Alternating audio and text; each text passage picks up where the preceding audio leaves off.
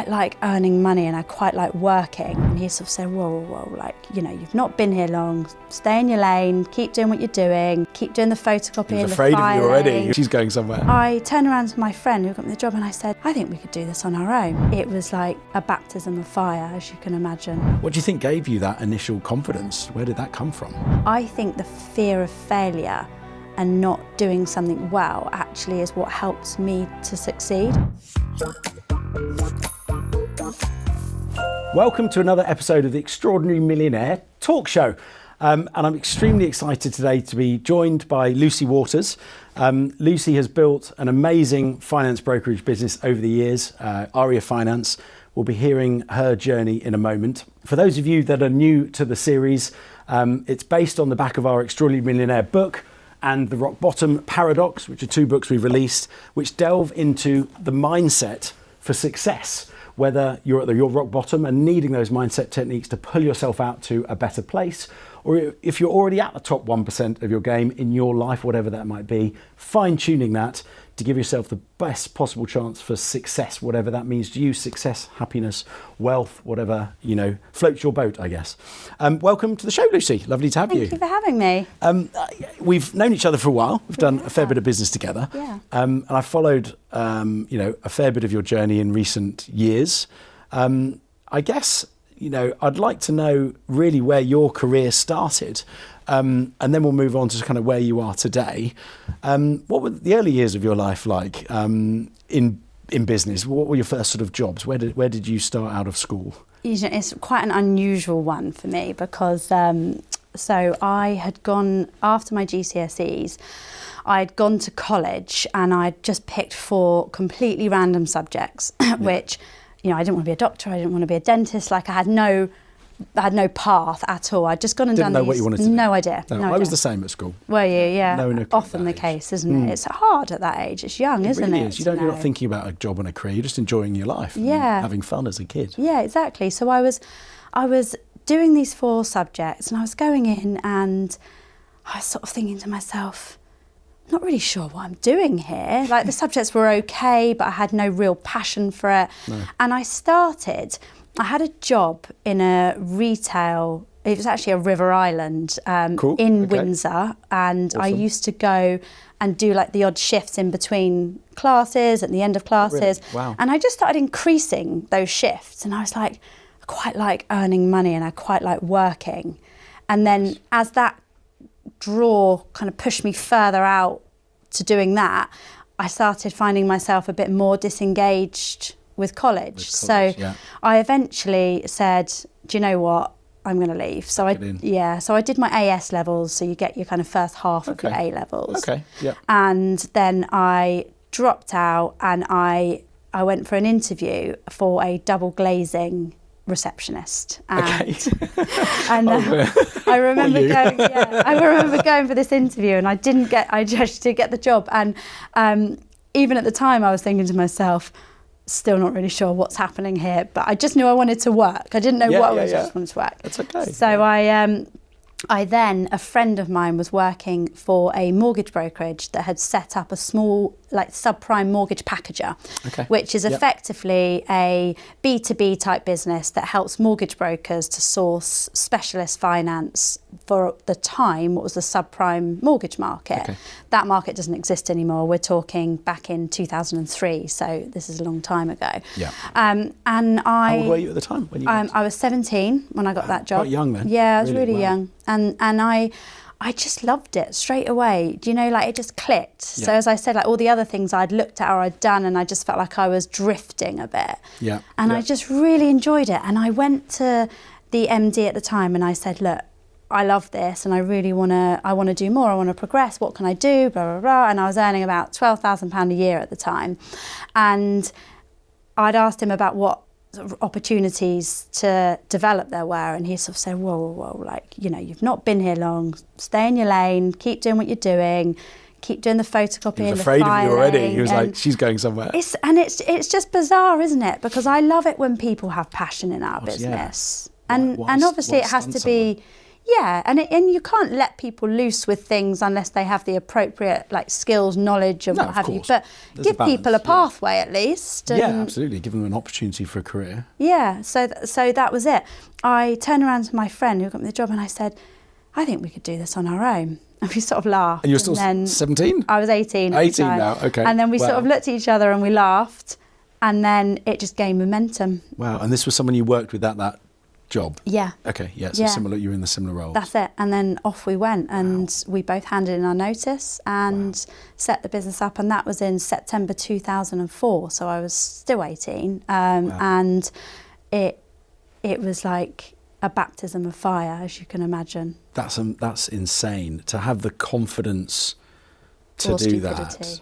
One of the two. No, confidence. I don't think it's clearly not stupid, is it, as we sit here today, with what you've managed to create with Aria Finance and businesses you've built over the years. That's insane. I mean, trying to relate that to some of the mindset that a lot of successful people have. My opinion and what I've seen from all my research that we collate into the book is confidence is a huge part, right? Having the confidence and to not have the fear of failure. It's another technique that a lot of people use that are successful. They're only learning and growing and being able to take those leaps. What do you think gave you that initial confidence? Where did that come from? Honestly, I couldn't tell you. I'm quite headstrong, so I don't really love being told what to do. And I sort of felt like I wanted to work for myself. The confidence bit. Were we just born with it? Born with that? Born with the headstrong It's funny because in some ways I am really confident, in other ways I'm not.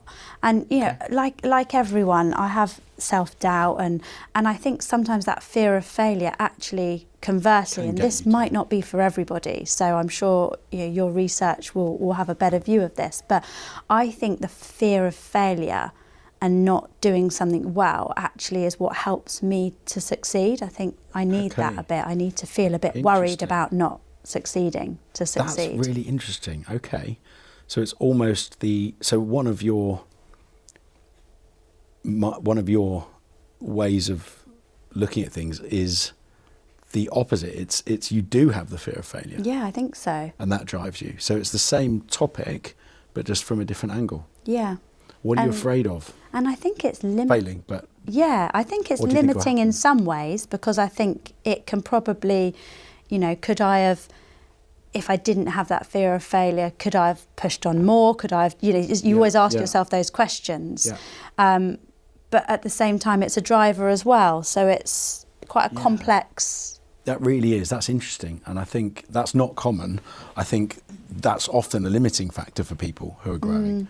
But what I think you've done, if you can give me your view on this guess, is that you've overcome that with hard work and determination. Yeah, I think that's it. And actually I say that to a lot of people when they say, how did you start out? And it is the hard work bit, which I think a lot of people are missing today. I think there's a lot out there that gives people an unrealistic idea of how success can be obtained easily.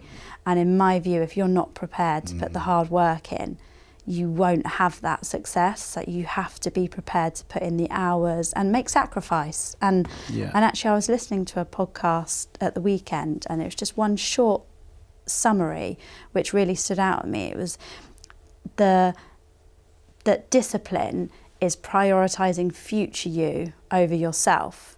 And I think that's over the current self. Yeah, which I think is a really nice way of looking at it, because your friends are going out, you're 18, you're 19, your friends are going out during the week, they're all having fun, but I don't want to do that because I'm up early to go to work, and I don't want to be out, I don't want to be hungover, I don't want to be lacking concentration, I want to have focus. So there was a lot of sacrifice that I made early on that I think probably helped me later down the line. Yeah, and you started earlier than a lot of people start. Yeah. Because, a lot of people would finish college and maybe do university and carry on picking those subjects like I did that I wasn't really that interested in. I struggled with a university degree and I chose audio technology because I was in a band and I just wanted something that I kind of liked the sound of. That's it, isn't it? I think a lot of people do that. I've never used it since. Vaguely relevant, and then they pick a subject and spend 3 years doing it. And wasting 3 years sometimes. So, university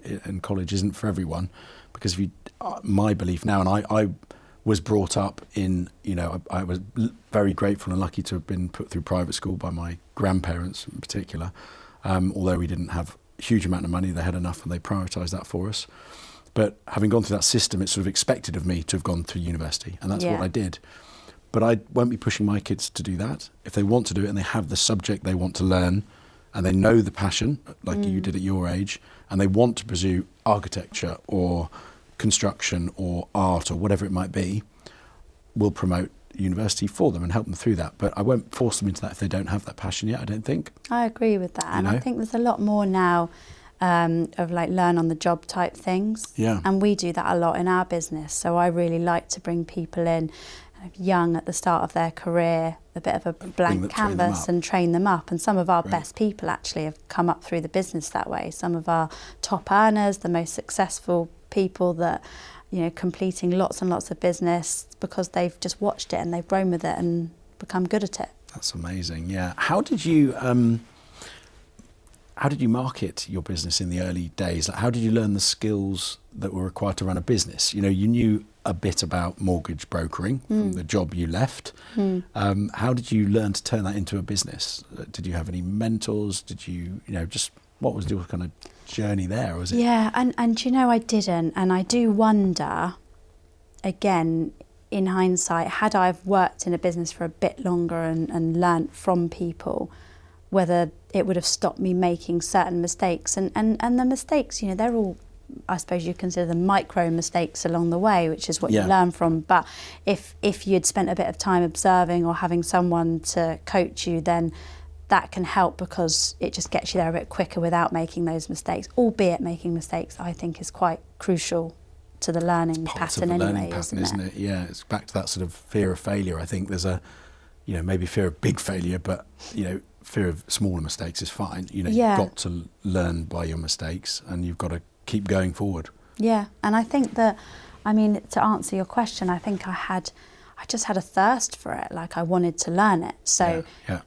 I'd hear someone say something and I'd research it, and I would look things up all the time. And when I was talking to people, I'd really retain that information because I knew that if I didn't, that I would struggle to compete in a market where I was really quite inexperienced and young and, dare I say it, female. It's a very male-dominated industry as well. So that kind of combination of three things is a real disadvantage, and therefore I think I had to probably work a bit harder than what others might have had to have done. So it took a lot of just grit. We cold called a lot, so we used to spend, never giving up. Yeah, hours cold calling, and that's a horrible job. I've done that in my younger years, and lots of no's. Lots of no's. Yeah. I guess you built a resilience there as well. Not caring what people think. You have to. Probably is one. You sort of, sometimes people can be really abrupt and you sort of hang up the phone thinking, but actually I would kind of do a cluster of calls, and when it felt like it was getting too much, sometimes I would like down tools for a bit, and I would do something like I'd just play solitaire on the laptop for a minute just to try and, get out of that is, the topics we cover are mindfulness and meditation. And I guess solitaire really is a form of meditation. It's one of those games that's just kind of just takes your mind away from everything else. Yeah. Tetris, that, whether you're doing a formal meditation, you found a way to give your mind a bit of clarity for a while. Yeah, and it's funny because I used to feel guilty whilst I was doing it. I used to be doing it thinking, you shouldn't be doing this. You should be just getting on, why are you sitting here playing games? But again, looking back, I think that it probably was what I needed. Coping mechanism. Yeah, it was something inside was telling me, this is your time out, go and have a little minute and come back to it. I feel the same as I have felt the same as you in the past, and I don't now, where I felt guilty every hour of the day I wasn't working. When I say working, that's my passion and my drive, in that I'm so driven that I feel guilty when I don't work. Yeah, I think you know, to myself, am I letting myself down now? I could do another hour and I could close that deal, or I could book another client, or I could help another person. And I think, you know, we've talked on other talk show episodes about that sort of scenario of putting yourself first, you know, and the balance of stuff we talk about in the Extraordinary Millionaire book and the Rock Bottom book is you can't help other people. So in this scenario, you couldn't help your business that you're working for survive and prosper without looking after yourself as well. You know, you need to be happy and comfortable to be able to cope first, before you can help others or be productive or push yourself or whoever you're working for forward. So having that balance of your mindfulness and your mindset, the stronger your mindfulness and your mindset is, the stronger you become in your business. Yeah, I'm sure that's true. And I think nowadays we're a lot better educated about things like that. Mental health's a big topic, isn't it? Yeah, so at the time I suppose it was an instinct as opposed to...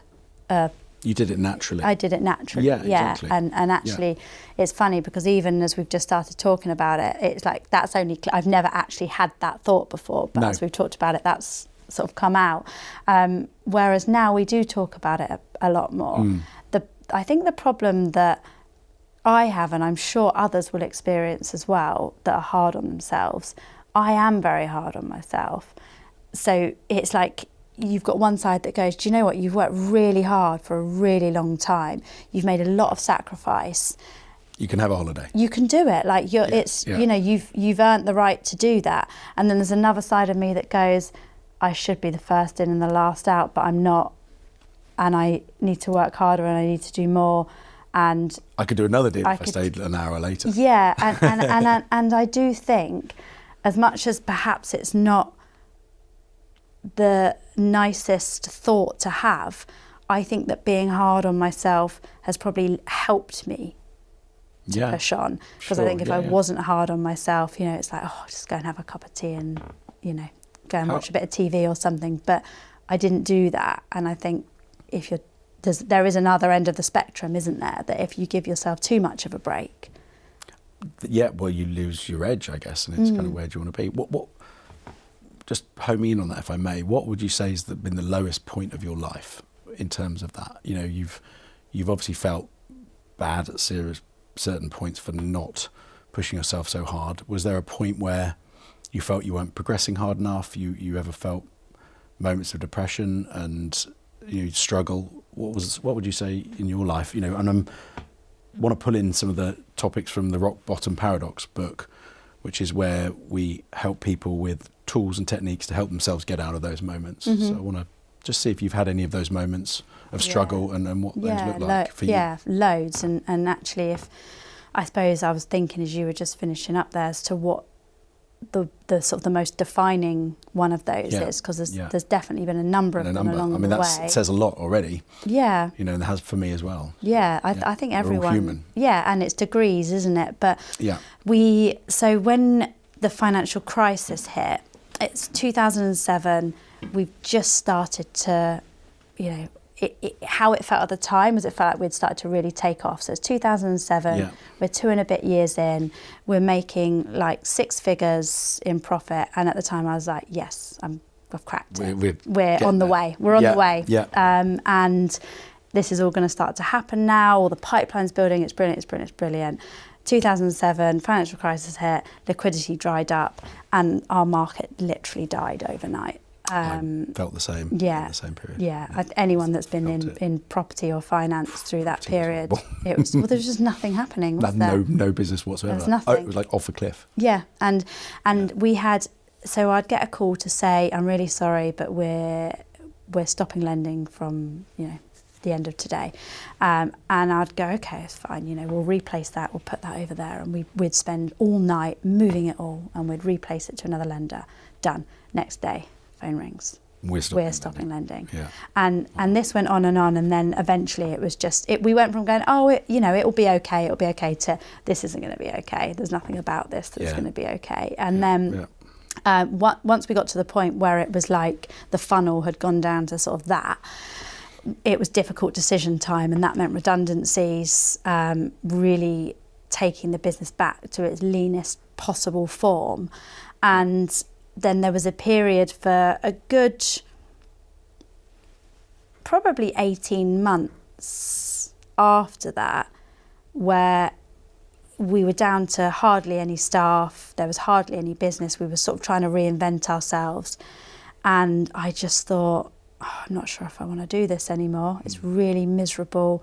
I was going into the office still every day, like getting in early and staying late. Still dreading it though. I wasn't really doing anything, and I was sitting there and I was I was trying to generate more business, and I was sort of, if I gave myself a break, if I didn't go in early or stay late, I'm like, well then you're going to fail because you're not working hard enough. But the reality was that the opportunity was just not the same for that period. I mean, obviously out of things like that comes opportunity, so that's kind of the good news bit. But at the time it was like, I have to be here and I have to work really, really hard, otherwise I am not going to succeed. But I would go in and I'd think, I absolutely hate this. I'm so miserable. Yeah. I don't want to do it anymore. And that went on for probably longer than I'd have liked it to have gone on for, longer than a day is long enough, isn't it? It was a lot of indecision as well. Do I go and get a job? Oh, not many jobs out there. And did you doubt yourself in that time? Yeah, for sure, because also you don't really know, and because I was new-ish to the industry, I didn't really have any confidence that I could say, how are you doing? Is this right. Just is it as bad for you as it is for us? Right, so you kind of kept it to yourself a bit. Yeah, exactly. And obviously there's bits that are visible. There was businesses going out of business left, right and centre. So that was obvious. But a lot of those businesses had massive overhead, whereas we were able to really trim down quite quickly, which was an advantage. But I didn't see that at the time. No. And there's always that fear that you should be doing more. Is it you? And honestly, at the time, it was just keep going, just keep putting one foot in front of the other and look for opportunities. And then we branched out into commercial finance and bridging finance. So what were you doing at the time? Just like buy-to-let? A bit of residential mortgages, bit of buy-to-let, second charge mortgages, but all a lot more vanilla. We did bits and pieces of commercial and bridging, but a lot of the lenders that we worked with in that also had exited the market. Yeah, quite. But what it came down to then was finding lenders that did still have liquidity and just still going out and canvassing people. And you have to try really hard, but some of it comes off, and it's that I say to my team all the time, they get bored of me saying it, but just keep doing the right things and the results will follow. Yeah. And I think that's a prime example of that really you feel like you're banging your head against the wall and you're going nowhere, and then all of a sudden someone says, I've actually got a pub that I'm looking to finance. I was like, great, okay. And found a lender and placed it, and it was a really nice size transaction. And then all of a sudden I found this great bridging loan, and we and then it's sort of and maybe then you're in it, and then you're sort of like you see the opportunity, and then all of a sudden more opportunities start finding you, or you find them because you're open to it. Whereas when you're in that dark, it's all fallen apart, I'm going to have to go and get a job, it's the end type mentality. That can be quite self-destructive and self-fulfilling. But obviously on the flip side, it's very hard to be positive when it feels like the world's collapsing around your ears. So that's brilliant advice, and that is exactly what we talk about in the book is the law of attraction and positive thinking, both chapters in the book. And it's very hard to think positively when you're at rock bottom. I wasn't thinking positively at all. And I'm sure it would have helped, but I never went back and got a job though, nor did you. No. So there was positivity there. I came close to looking. Yeah, me too. Yeah. I very close. There's just something, isn't there? There's something anchoring you back. I wanted the lifestyle of being an entrepreneur and choosing my hours. That was a big driver. It wasn't just wealth creation. Yeah. Success. I wanted to spend time with my family, kids to be at that time. I hadn't got kids at that time, but I wanted my own life. I didn't want to work for someone else again, because I'd worked in the city in my younger years and for Lehman Brothers before they went under in the credit crunch. I started business, I think, similar time to you. Did you say 2005? 2004. 2004. I think we were late 2004. We were even worse. We started, I think, early 2007. Oh God! So we only had about 18 months before it all went. Yeah. So very similar. We were like smashing. I built 0 to 17 staff in a Canary Wharf office, turned over 7 figures in fees. Wow. And what was that trading? It was an investment agency. Okay. So property, but it was almost like an estate agency, but for investment properties to investors. Okay. You know, and that was boom time market. So it was, dare I say it, easy money. You know, working with a developer that's got 200 units in Canary Wharf, putting them on a website, a bit of advertising to it, and we're selling, you know, several units a day. It was like order taking. Yeah.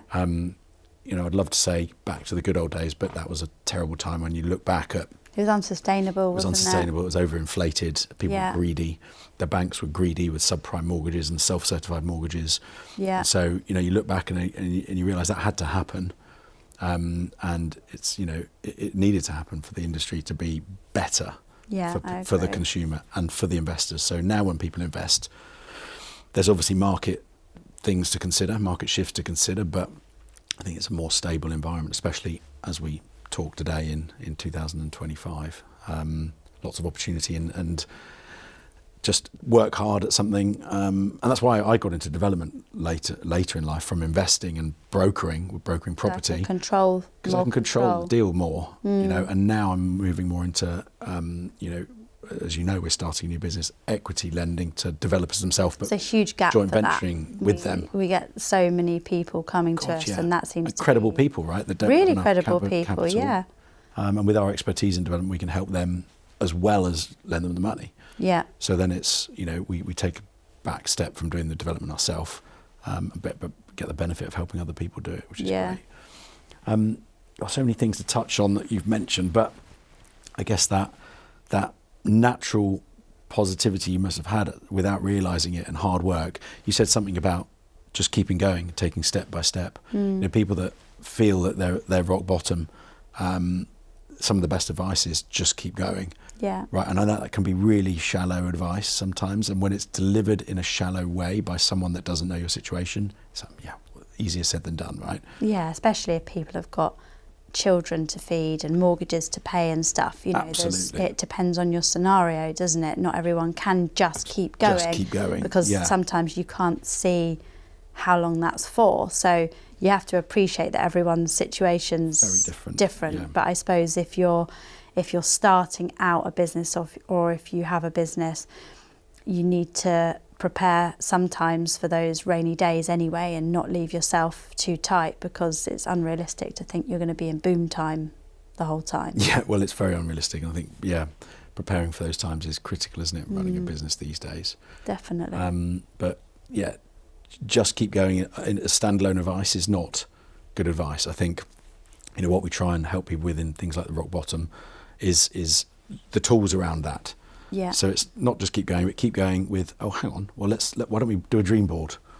Why don't we visualise some of the things we think we want now, despite we're in this low point? You know, what is our future? You had a vision. You know, you might not have put it on a piece of paper on the wall, but you still knew you wanted to be in brokerage. You still knew where you would be going, and you weren't giving up.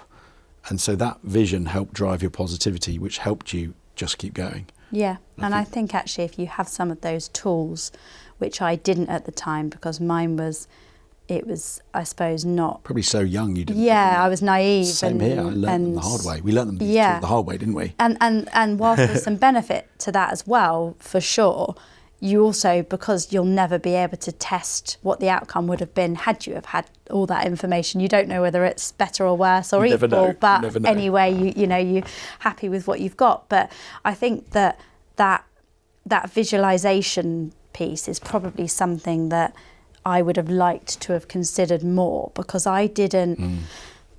I knew I wanted to be successful, and I knew that I wanted to create something that had like an excellent standard compared to our competitors. But what I didn't do is say, right, in 5 years, I want to be this size. This is exactly where I want to be, what I want to be doing. And then in 10 years, I want to be doing this. And actually, I think that sort of thing is really useful, because if you have a goal and a target, you've got a direction, haven't you? Whereas I was kind of doing it coming from a slightly different place of, I just want to be really good at this and I want to make a success of it, but I hadn't really, again, mapped out what that success was. I suppose coming back to the same thing of my career path, I just wasn't doing very much mapping of anything. I was just doing, and then I happened to find something that I enjoyed and wanted to succeed at. Yeah. But if I could do it again, I probably would be a bit more structured in terms of my plans. You know, I had a very vague business plan, but it was... Well, that's the beauty of us being able to share this content, right? The Extraordinary Millionaire book and Rock Bottom book are doing that. Mm-hmm. They've distilled all of these techniques that I've learned, and you're sharing some of your experiences which echo the concepts that we talk about in the book, and that you've learned some of them. A lot of people do them naturally. And to be able to distill those for someone to read a book and go, oh God, if I start doing these habits and these tools, and we talk about dream boards and visualization and goal setting and all the actionable steps to get to those. If I could have read my own book 20 years earlier, I know I would have got to where I am in half the time. And that's just a fact. So that's great to now be where I am, you know, working with people like yourself, but being able to help so many other people shortcut their route. With the benefit of hindsight. The benefit of hindsight is very rewarding. Yeah, I can imagine. Before we wrap up, can you tell me about how you are today with Aria? What sort of business you're doing? Shout from the rooftops how great you are. Tell us, just to quickly finish, you know, your route has been through to a successful businesswoman and business owner.